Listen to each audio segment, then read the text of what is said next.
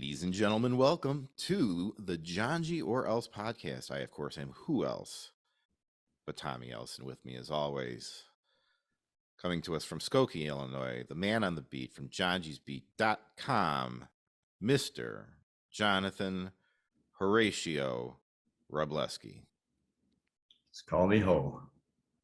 How are you, Tommy? I will. I'm good, man. How are you? I am good. We had a fun night Saturday night.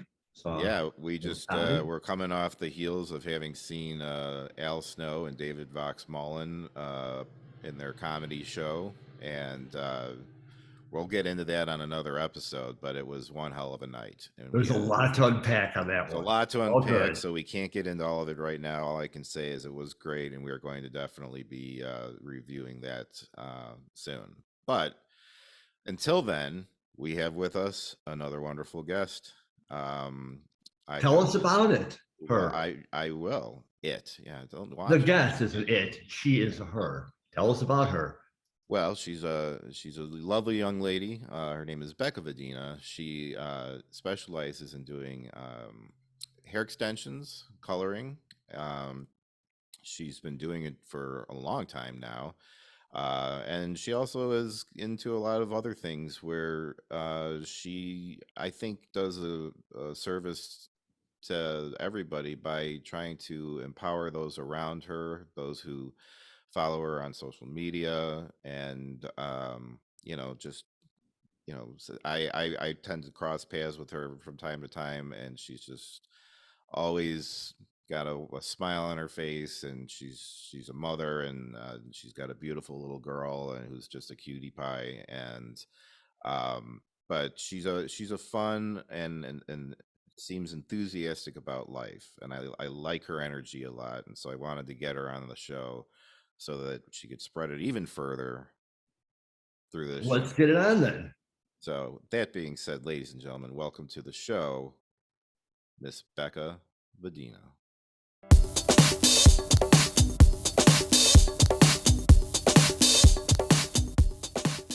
Ladies and gentlemen, welcome to the show, Miss Becca Vadina. Becca, how are you doing?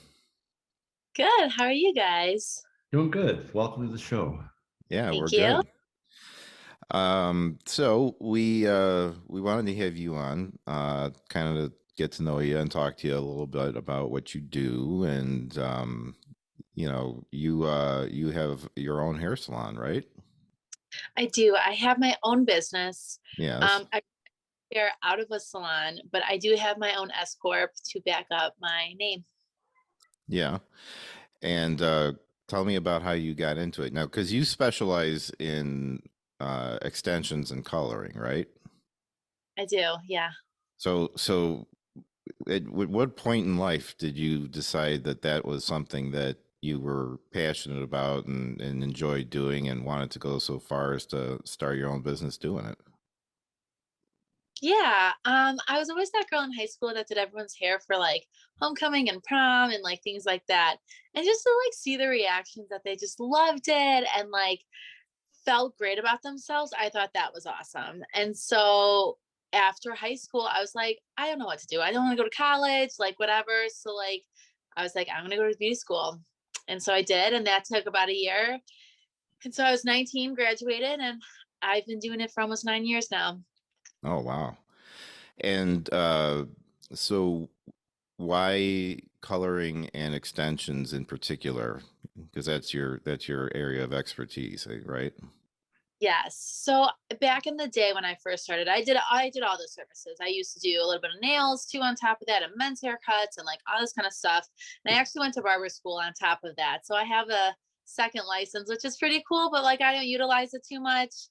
But I love extensions and color because like you could be so creative with it, and like it's like a textbook like way to do it, but then you could always like customize it for what the client wants and like how they wear their hair and what colors they want. And there's just so many options and so many different opportunities with both of those. Yeah. So so where do you work out of? I work out of Parlor 315 in Schaumburg. All right, very cool. And so what goes into, like, I've seen on, if anyone wants to, they should definitely check you out on Instagram. You're very consistently putting things up on there, but it's neat because you get to see like some of the hair you've done, some of it, there's video of you doing it and the process and everything. I always think it's funny when there's like a video and there's hair on a hanger and she goes and like takes that off and says, "We're going to use this today." It's like, I'm just interested in like kind of the process a little bit. Like, uh, John probably has more hair to work with than I would. Could you give John extensions if you wanted to? I could. Hey, let me know when. Yeah.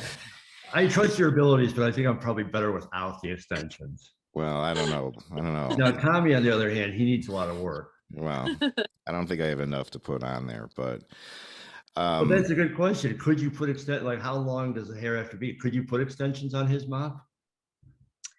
Probably. I'd have to use like mini micro ones, and same thing with your hair. Like if you really wanted like a few pieces, or like if someone was growing out like a pixie cut or a bob or something, like you can do it and take different looks in the meantime. So like you're not gonna get like mermaid hair like this right away, but we could do something with it. Yeah, you can work up to it. You work up to it. exactly. Um, are there some hair colorings that are harder to do than others? I actually was talking with a client of mine yesterday who she's gets her hair colored every so often, but she's more or less gray. And according to her, she said that it's harder to color gray hair than it is like people who have actual colored hair. I don't know that that's true or not, but is it? Um, yes and no. I think a lot of it comes down to the science of it. So like I do a lot of chemistry all day long. So knowing that, like, for instance, like your client, like the gray hair is more resistant, is a little bit more wiry to work with. So it can be hard to cover, yes. Um, but if someone naturally also has like dark brown hair, like something like this, to go back blonde, like it's not always so easy either. And there's definitely different stages to that. So I think getting the hair where it needs to be in a healthy state. So, there's no minimizing the composition of that. Like, I feel like there's not quite a right answer to that because every person Every is different, Yeah, situation's different. So that's what I would say. And yeah. how were you able to, or like how did the pandemic affect your business? Oh yeah. So at the time I didn't have my own business. I was at a salon and I was there for 6 years. And so we were shut down for, it was 11 weeks, I think. So we were shut down for like 3 months and we all had to get on unemployment and we just didn't do hair. And we didn't know how, how bad this was going to be and how this was going to affect us going forward. And so when we were finally able to come back to work, we all had to like split shifts. So we really had like a 9 to 3, 3 to 9 kind of deal, versus before, like I don't know, some of my shifts were like a 10 to 7, like, kind of longer days per se, but like we were so adamant about, you had to start at this time, you had to end at this time, you had, the mask, we had certain like scrubs we were wearing. Like a lot of our industry too is sanitation and disinfecting our tools, Sure. and around us anyway. So we knew a lot of it. And then we took a couple classes to just enhance, especially gearing it more towards COVID and all that. So we could all practice safely and we could have our guests come in and us to make money again. And Yeah, no, things are kind of back to normal. Things are back to normal. So I would say we're all like full running in the salon all day, every day if we really wanted to. So that's really nice. yeah, I mean, at the time, you just didn't even know how long things were going to go, or if you were ever going to get to go back and do that stuff, and and especially in a field where you're touching people, directly all the Right. time. And So, that's the hardest part, is because we are one of the few professions that are in someone's personal space. Like we're in their face and we are talking to them, and we're so close to them and we're touching them physically and like mentally, and there's a lot that goes into that. Yeah. So how I know everybody's different and it kind of depends on what they're getting done, but like let's say somebody is coming in and they're going to get, let's say, some extensions put in. How long does that process take? It does kind of depend. So usually I'll assess their color too, because whether Mhm. if they want a full change, whether if they just need it freshened up or whatever, like I'd like to do their color first. And then I would take like my swatch ring to match up what they have or what the new goal is or what they would eventually like to be, and kind of go with that. And so there's different methods you can do, which I think also, excuse me, depends on the client. But installation day, I would say probably takes about like 2 hours. Okay. Plus takes another 2 hours or so. So you could be looking at a good 4 hour stay at the salon. Yeah. And like for when your customers come in, how much of it is them knowing what they want, and how much is it of you kind of steering them to something that you think might look good? Sure. That's a good question.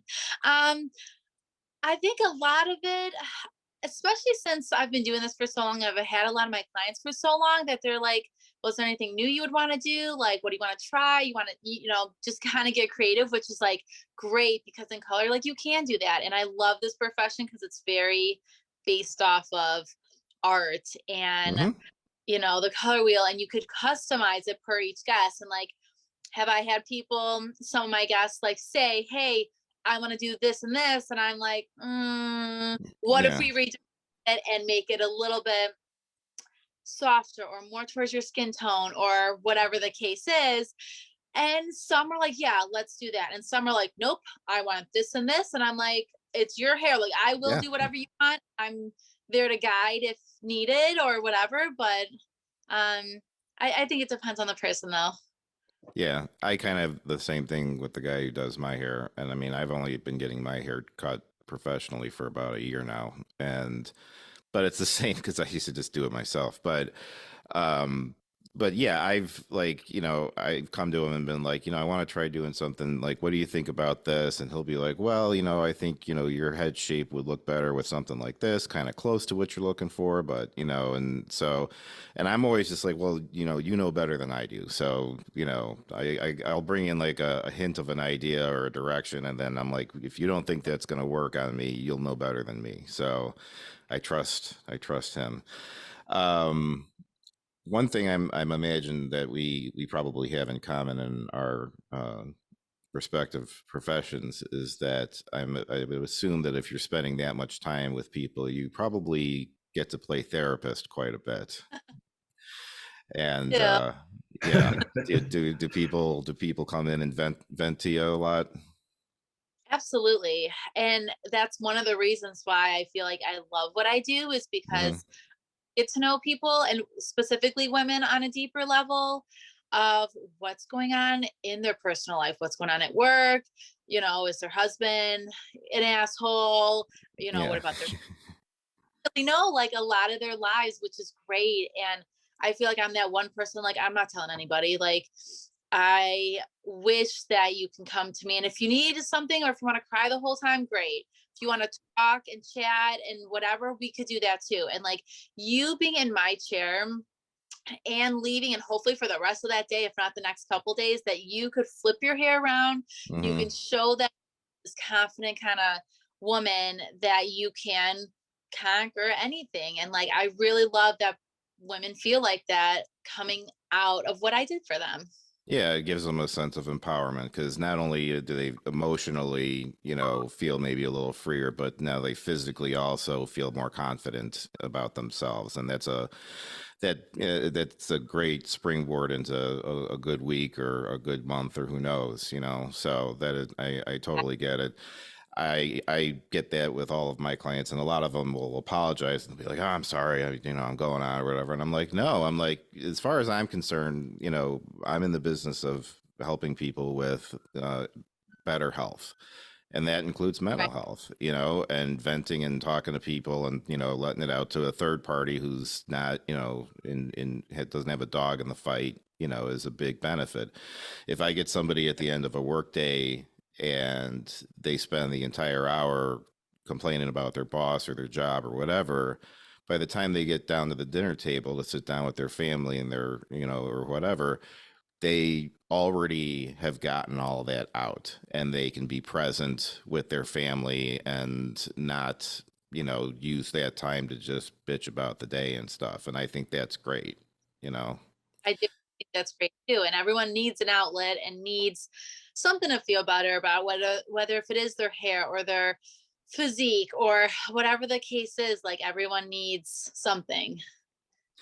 Well, that's a good segue right there. Speaking about physiques, because some of the things that we do see on your social media, are you out there kicking some ass in the gym?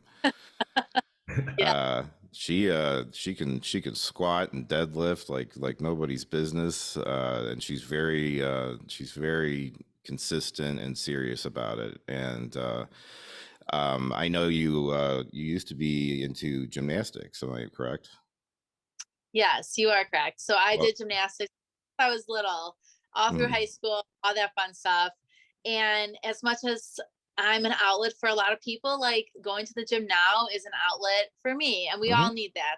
So, absolutely. um, on my social media too, like I'll like go through some people's and this and that, but like if I don't see like at least what you look like, let alone like what else you're interested in, like I personally feel like a little like disinterested in you. Like I try to post on social media to where like you could see like my life and like what I do and like what I have in my hair and just like what I like to do, because I feel like then you get to know me better too.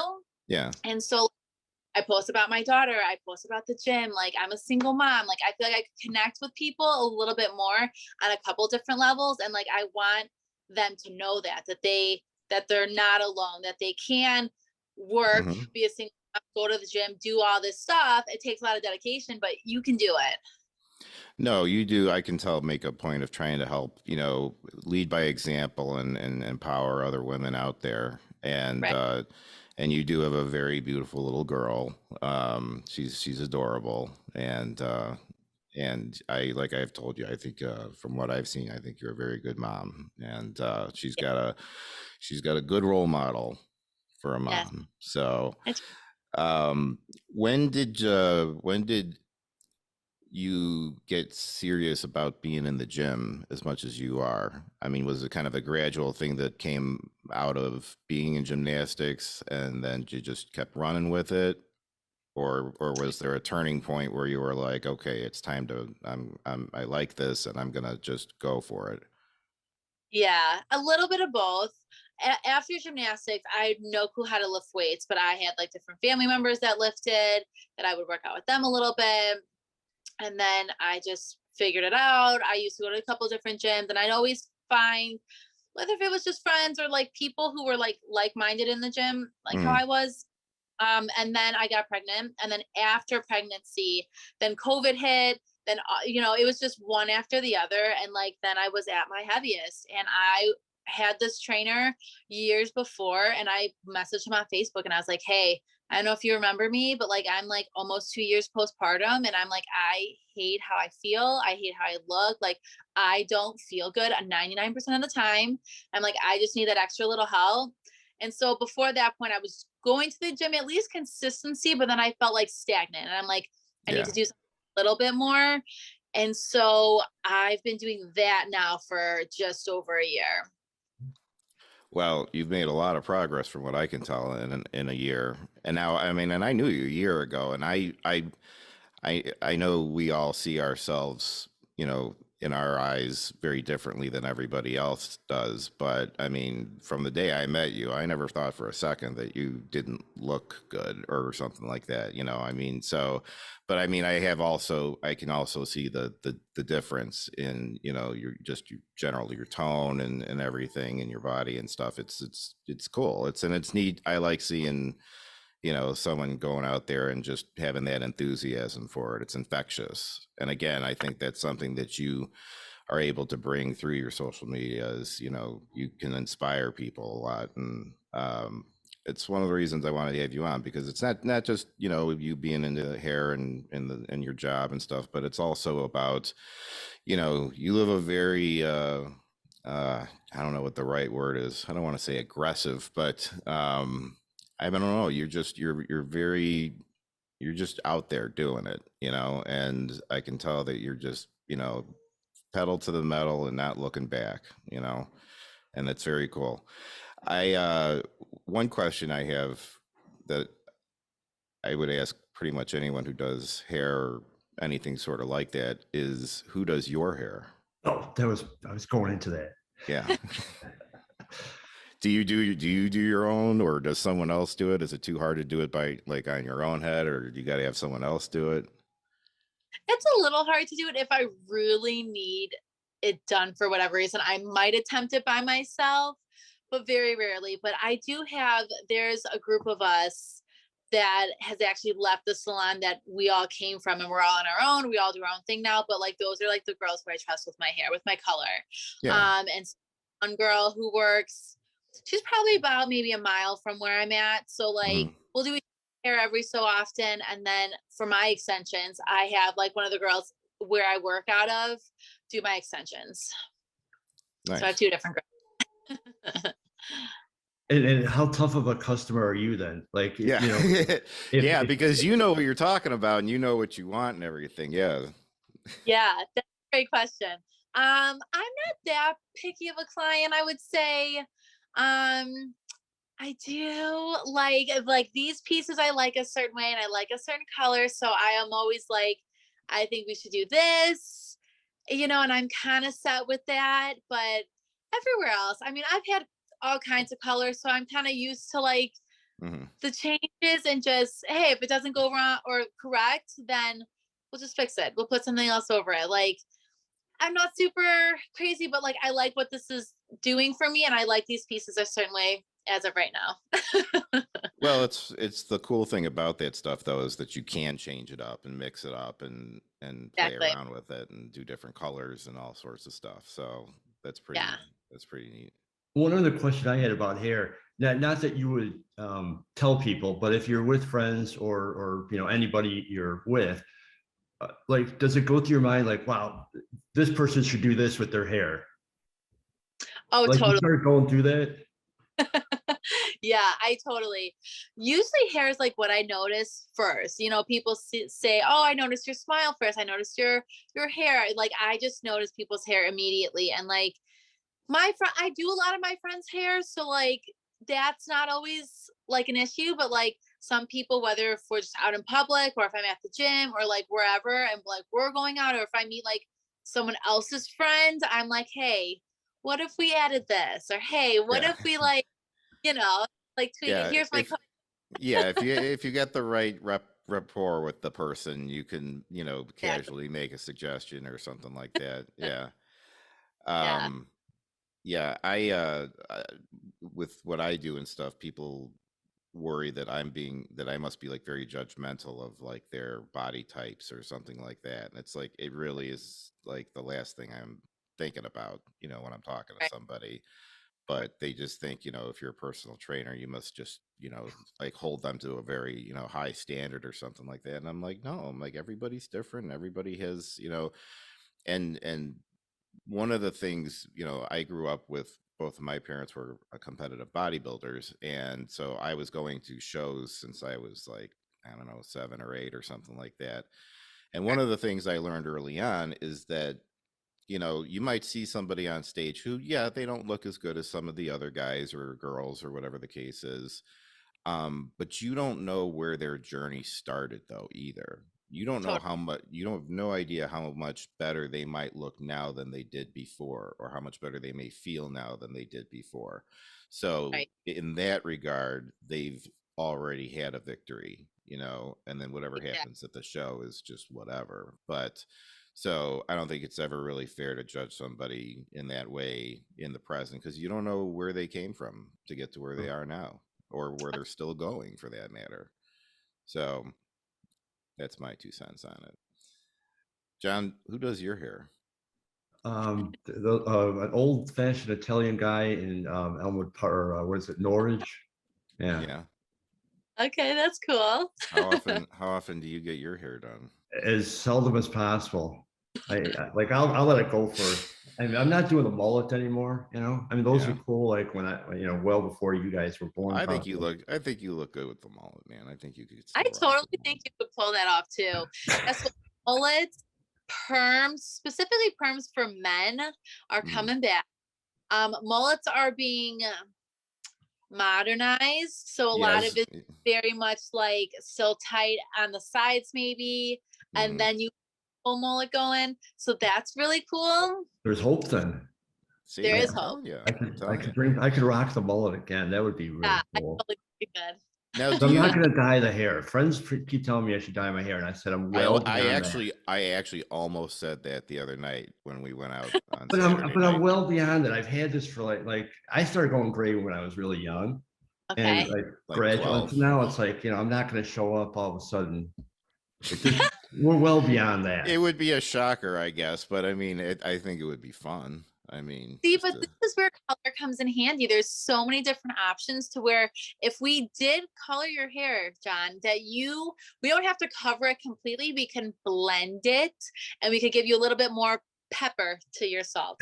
Oh, there you go. A little, just a little something. Yeah, there you go, buddy.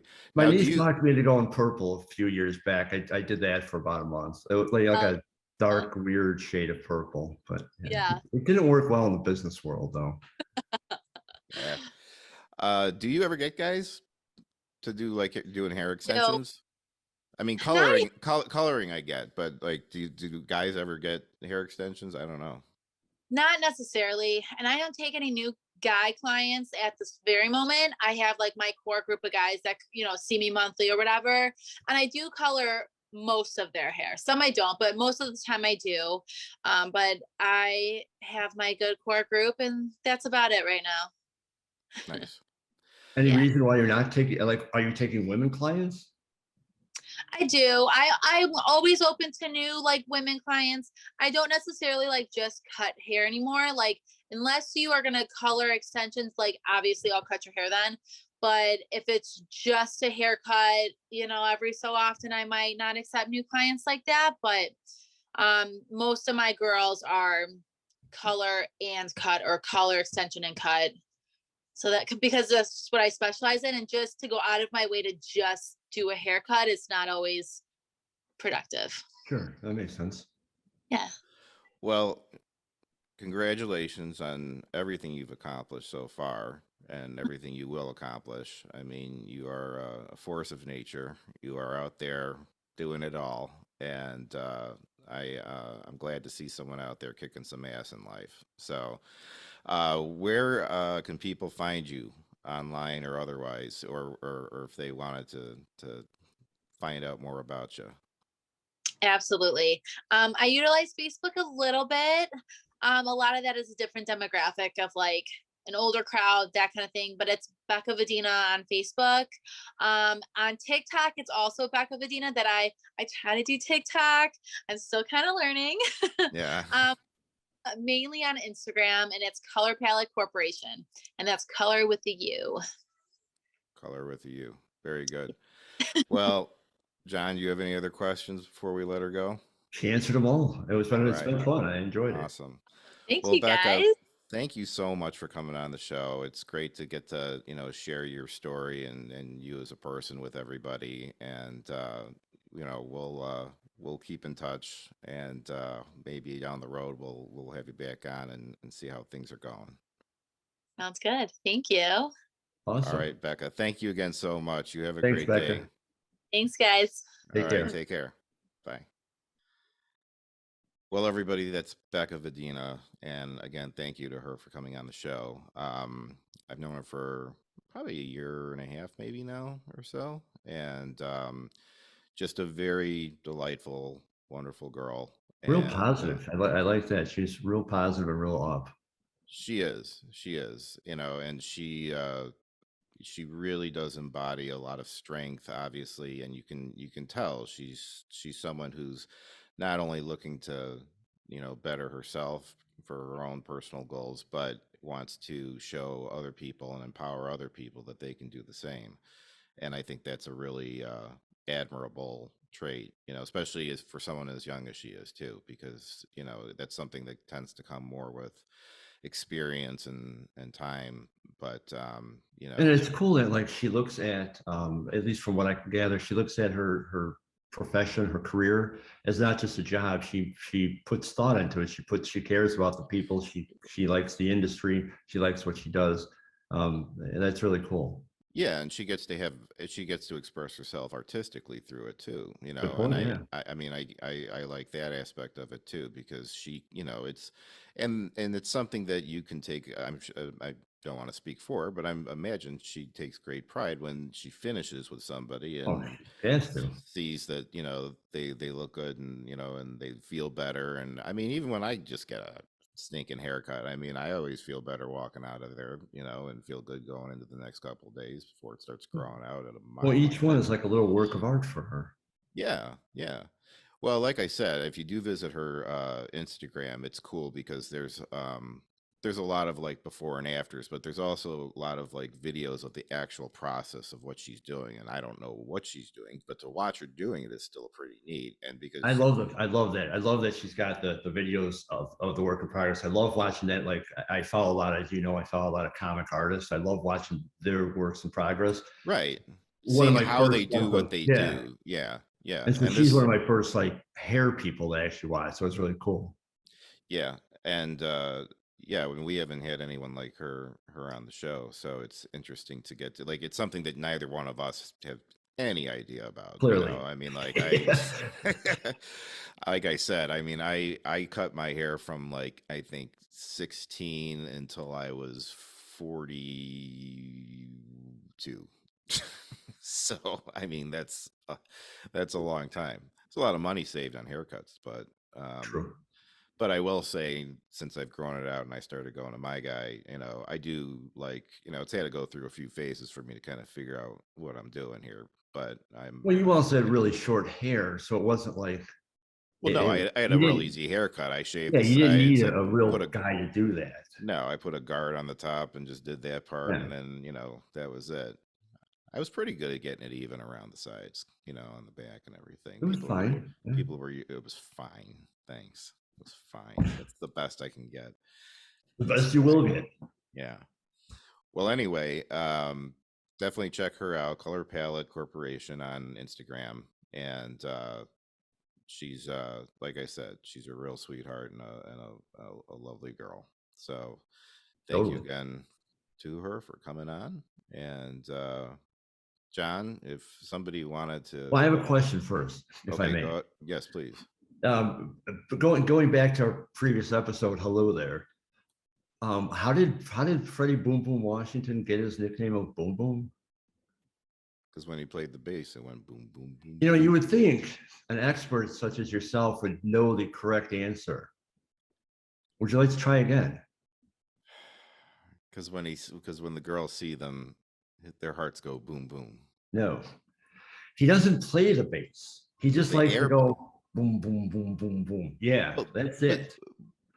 well, that's what I said. No, you said he gets he it from does playing the bass. He no. doesn't play the bass. Okay, all right. It was Yes. a, it was a, it It's was a, an air. It's an air base. It's air base. Yes, but he I'm does. telling you, this He is a doesn't. focal point of an episode. So although it's a fine line, it's a God. very specific. It was specific enough to bring up in an episode.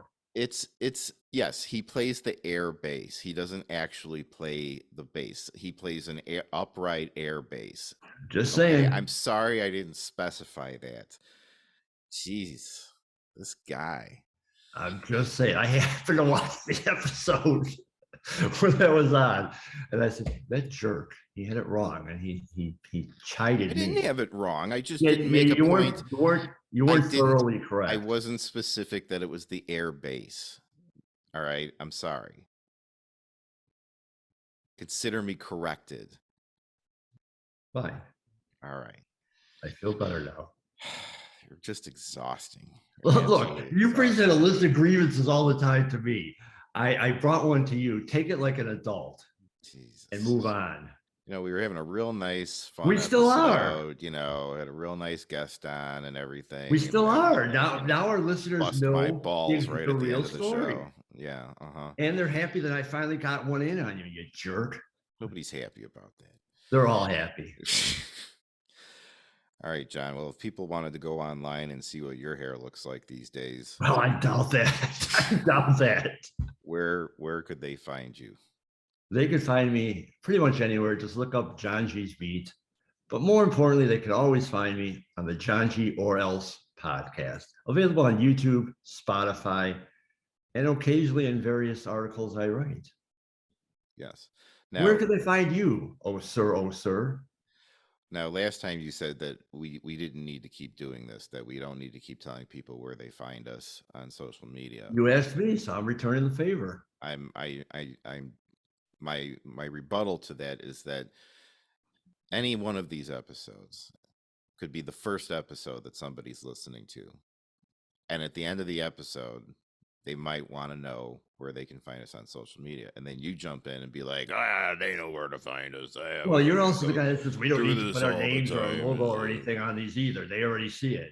All right. So anyway, they take your own medicine, big man. They can check out my hair at on the twit at Tommy_else. They can find me on the gram at Tommy_else. They can find the Johngy or Else podcast on both Spotify and YouTube. They can find the Tommy Else YouTube channel, and they can get their very own Johngy or Else t-shirt or hoodie at prowrestlingtees.com in the Johngy's Beat store. So with that being said, for the Johngy or Else podcast, as always, I have been who else but Tommy Else. And with me, as always, is the man with a mullet on the way from johngysbeat.com, Mr. John Robleski. Peace out.